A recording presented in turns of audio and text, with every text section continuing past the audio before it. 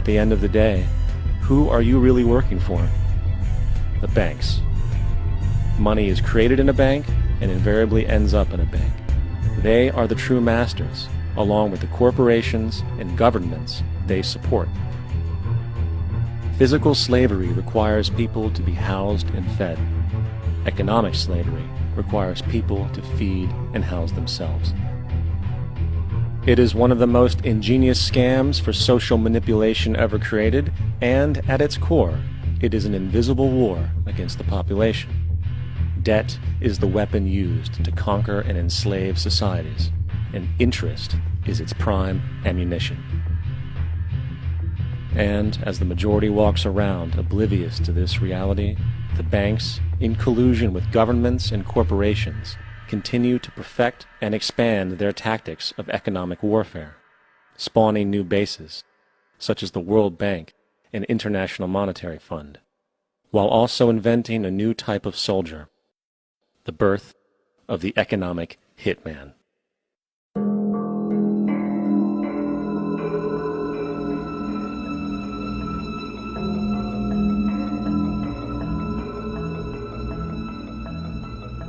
We economic hitmen really have been the ones responsible for creating this first truly global empire. And we work many different ways.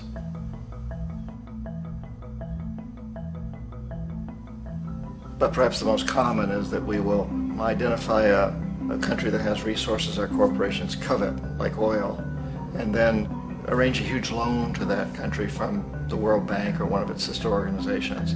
But the money never actually goes to the country. Instead, it goes to our big corporations to build infrastructure projects in that country, power plants, industrial parks, ports, things that benefit a few rich people in that country, in addition to our corporations, but really don't help the majority of the people at all. However, those people, the whole country is left holding a huge debt. It's such a big debt they can't repay it, and that's part of the plan, that they can't repay it.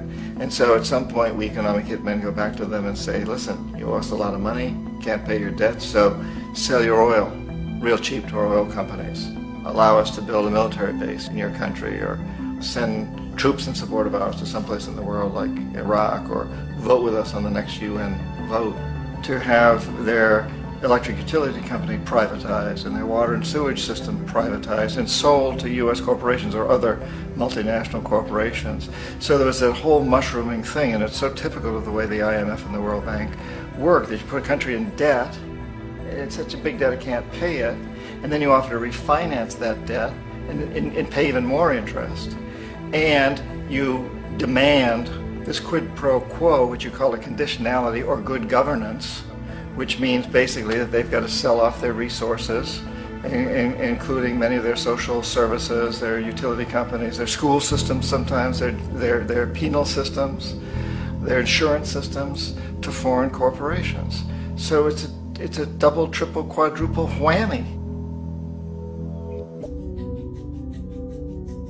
And in that way we've really created an empire, but we've done it very, very subtly. It's clandestine.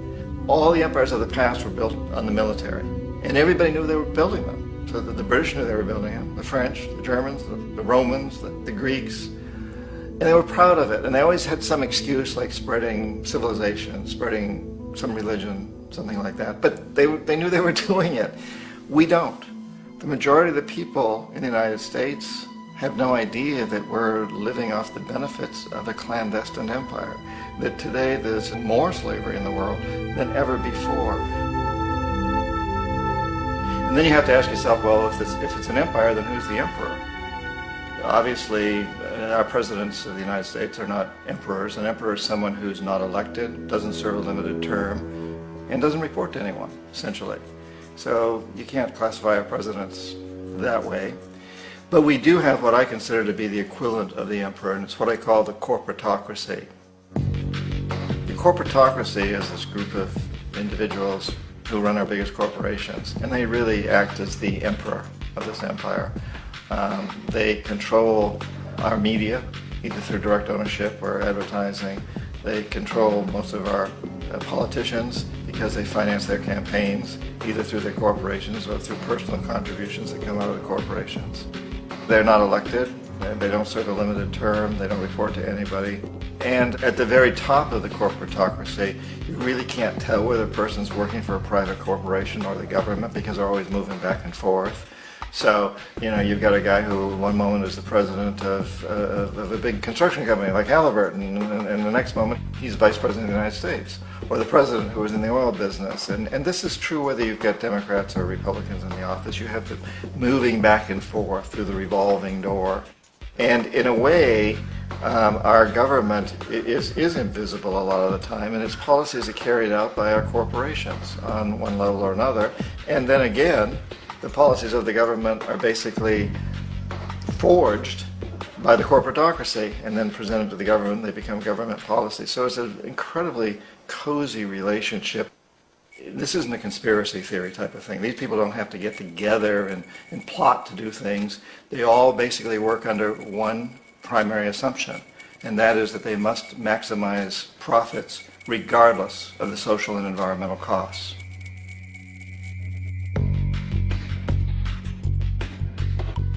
This process of manipulation by the corporatocracy through the use of debt, bribery, and political overthrow is called globalization.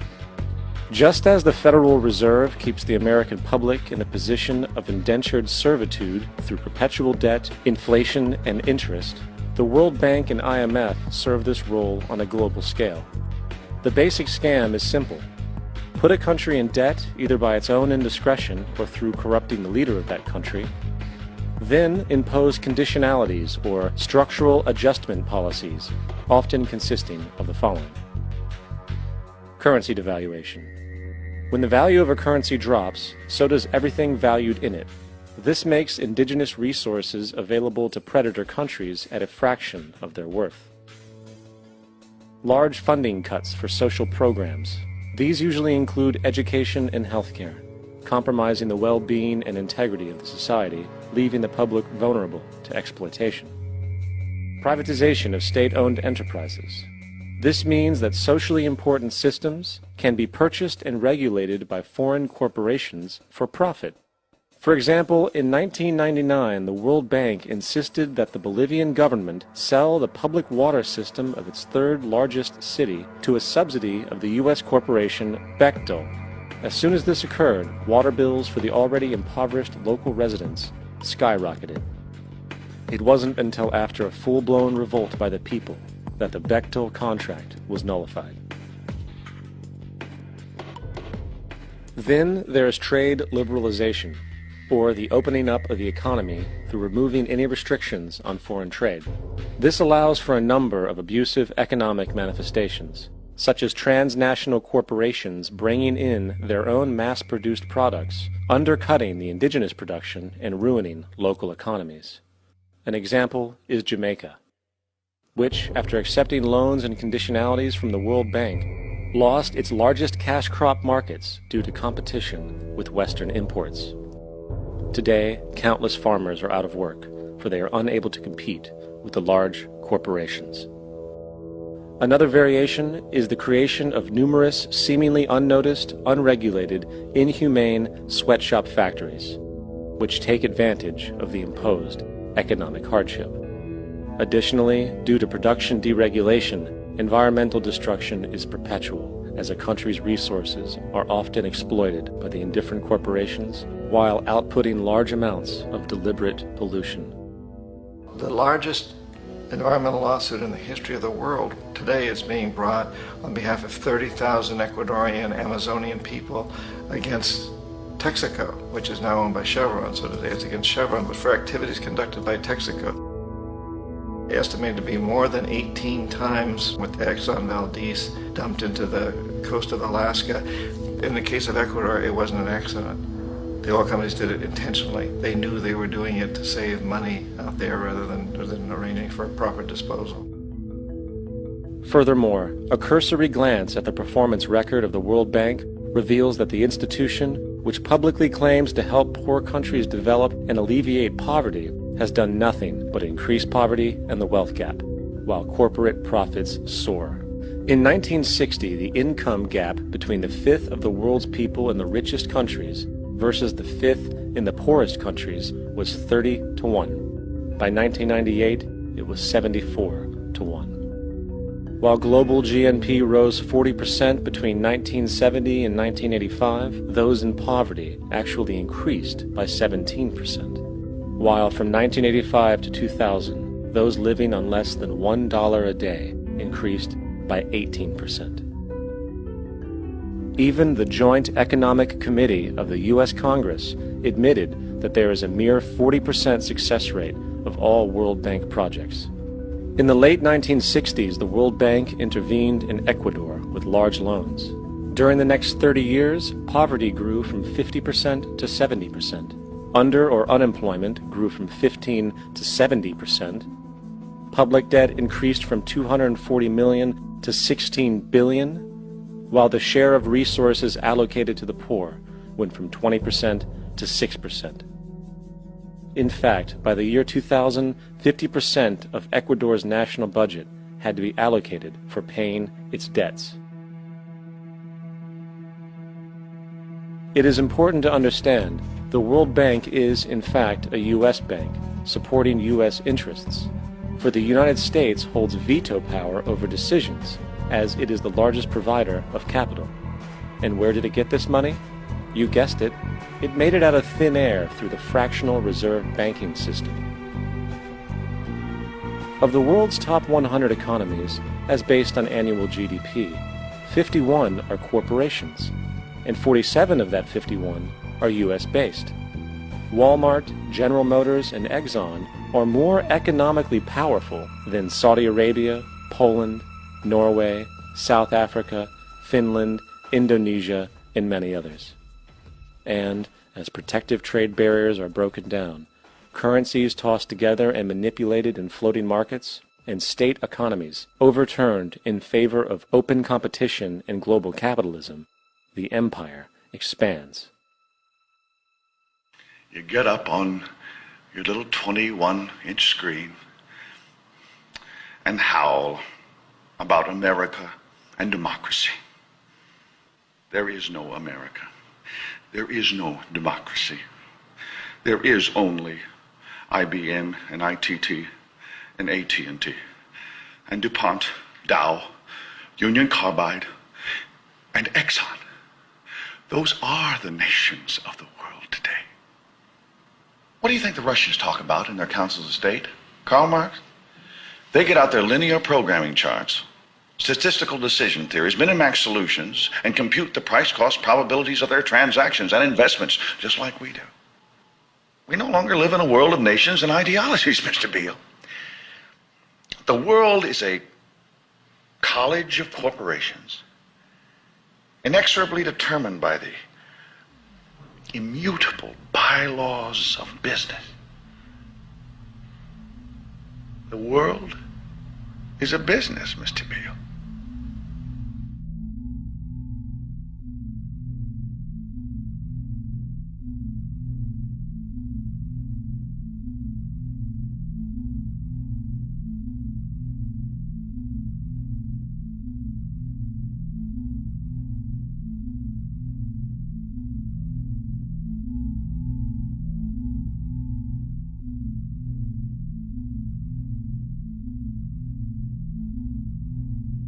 The world is being taken over by a handful of business powers who dominate the natural resources we need to live while controlling the money we need to obtain these resources.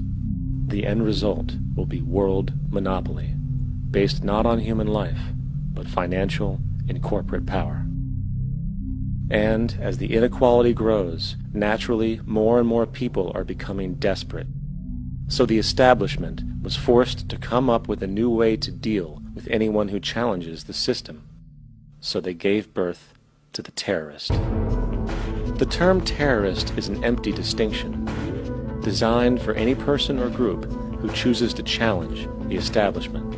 This isn't to be confused with the fictional Al-Qaeda, which was actually the name of a computer database for the US-supported Mujahideen in the 1980s.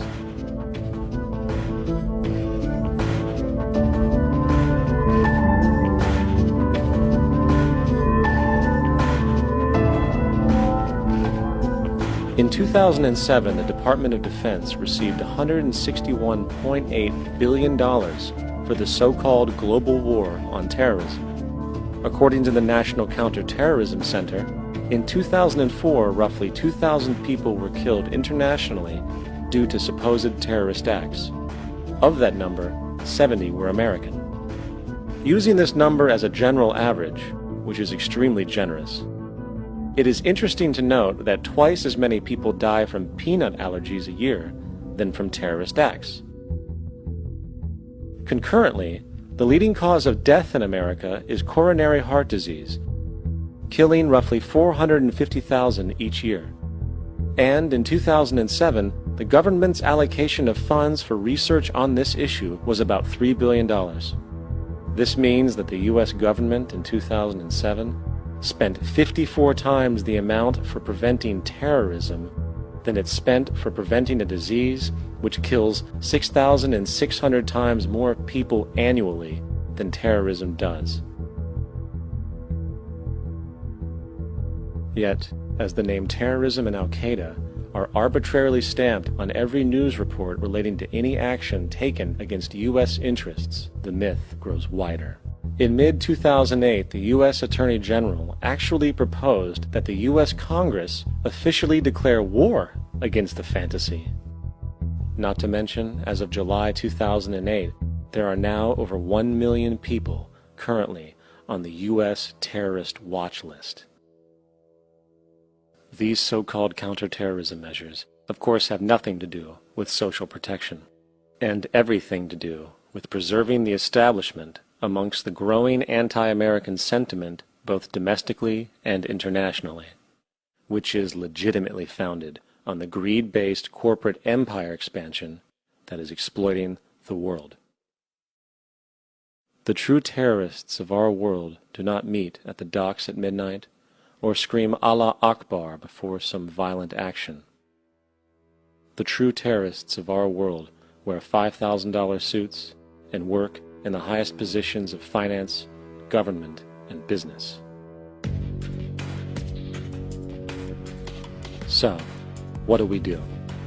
How do we stop a system of greed and corruption that has so much power and momentum? How do we stop this aberrant group behavior which feels no compassion for, say, the millions slaughtered in Iraq and Afghanistan, so the corporatocracy can control energy resources and opium production for Wall Street profit?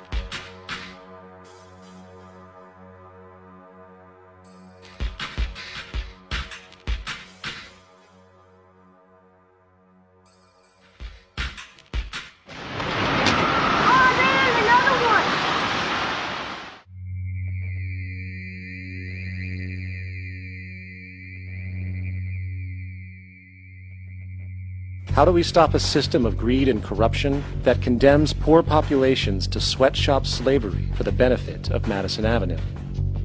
Or that engineers false flag terror attacks for the sake of manipulation? Or that generates built-in modes of social operation which are inherently exploitative? Or that systematically reduces civil liberties and violates human rights in order to protect itself from its own shortcomings? How do we deal with the numerous covert institutions, such as the Council on Foreign Relations, the Trilateral Commission, and the Bilderberg Group, and other undemocratically elected groups which, behind closed doors, collude to control the political, financial, social, and environmental elements of our lives? In order to find the answer, we must first find the true underlying cause. For the fact is, the selfish, corrupt, power, and profit-based groups are not the true source of the problem. They are symptoms.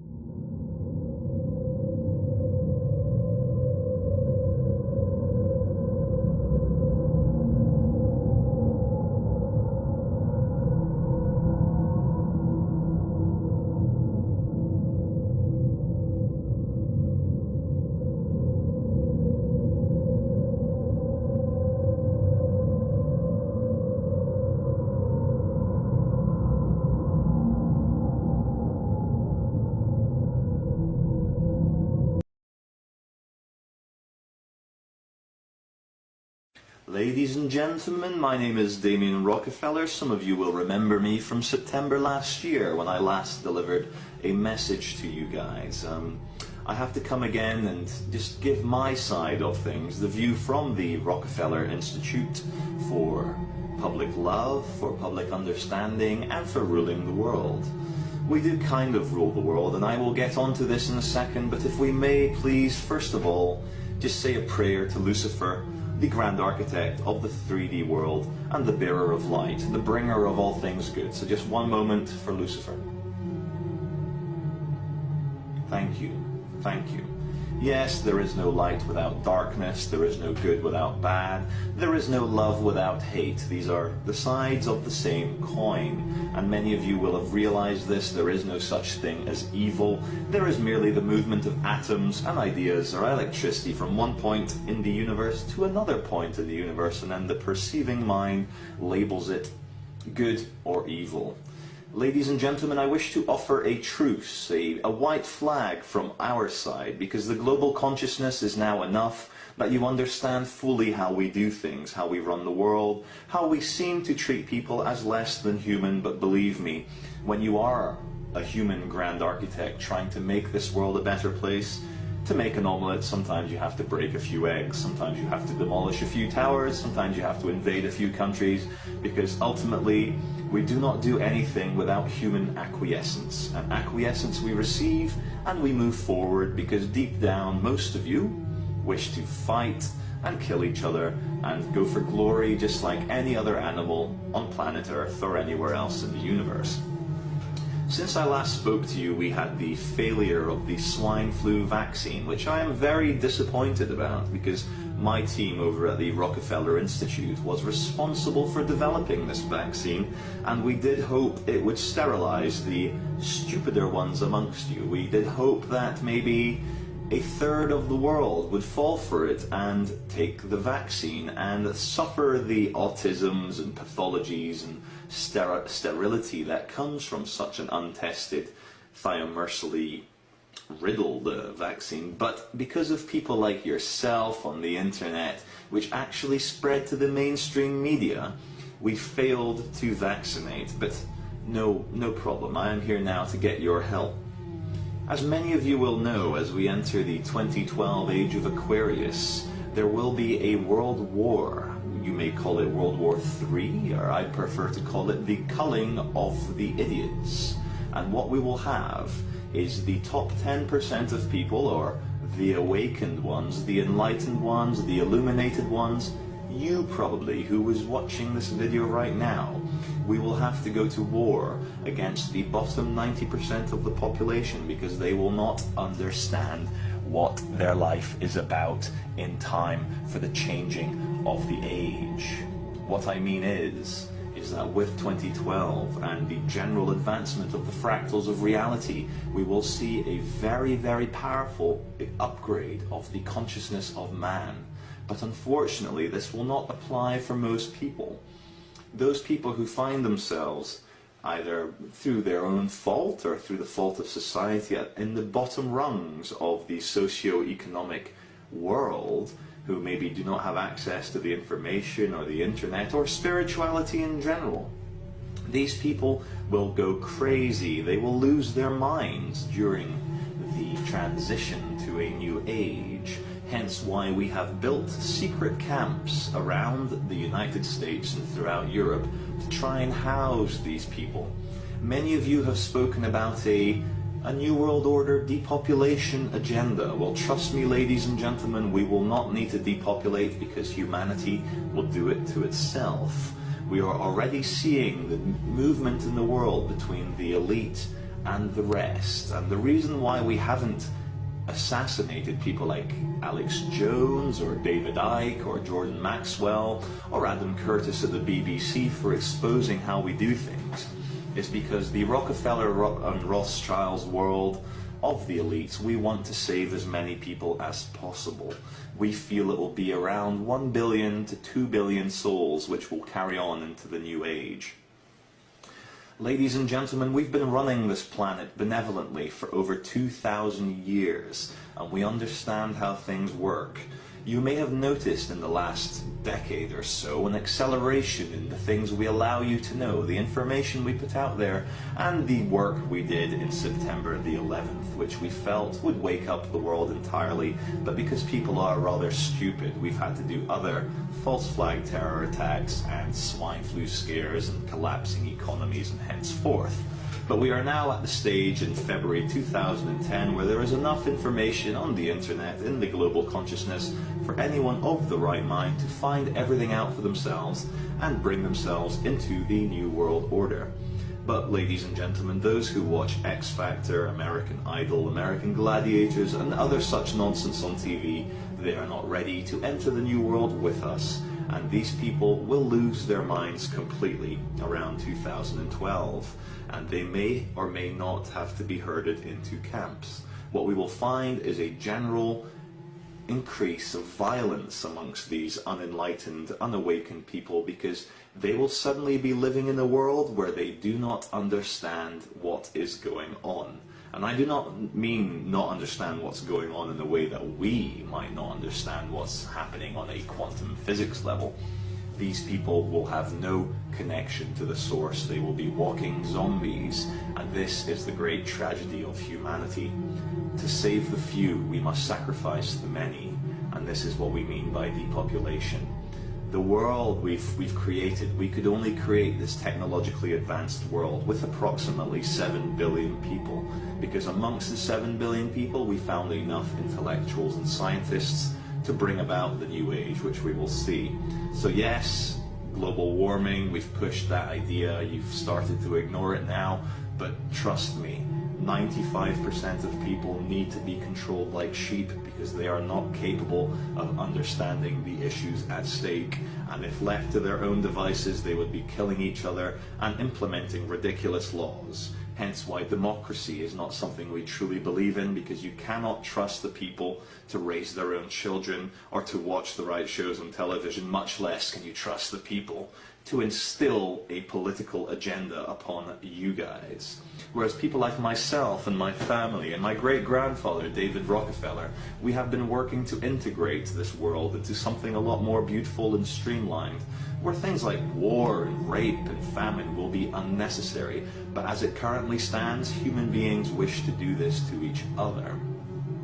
So I just want to end by saying, I wish the world of conspiracy theory to just evaporate, because it is no longer a theory. You have the evidence of how we do things.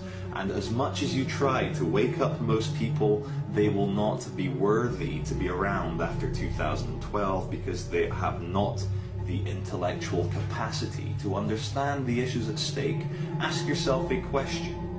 Do you feel there is enough or not enough information on the internet, the global consciousness, to wake people up right now? I and my family believe there is more than ample information out there to wake people up. So those people who resist the New World Order, they will be killed. And we know that you will not resist the New World Order because you are us, and you've played your parts extremely well in waking up the 2 billion people which we will need to move forward and explore hyperspace and the inner and outer world together forever in the worlds of Bill Higgs. So lots of love. Keep on doing your jobs very well. You've played your parts very well, and do not worry, we are all on the same team, and we will all rid this world of the useless eaters, the morons, the idiots, the non-awakened people, and move forward into something a lot more beautiful. So, namaste, praise be to Lucifer, and take care of yourselves.